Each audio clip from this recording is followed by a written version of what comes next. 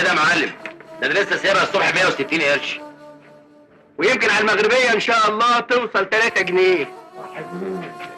ممكن اتصور صوره جنبيها للذكرى قبل ما تغلى؟ اللي عايز يستحمى يعني يشحن بكام؟ 20 جنيه. استحمى ب 20 جنيه؟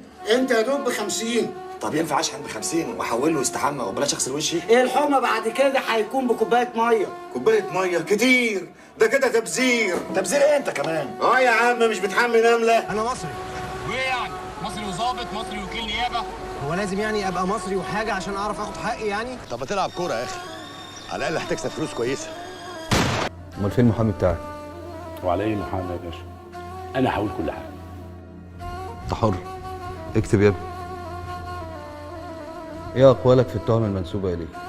انا معترف بكل حاجه يا باشا، واي تهم تانية مش لاقيين لها صاحب انا معترف بيها.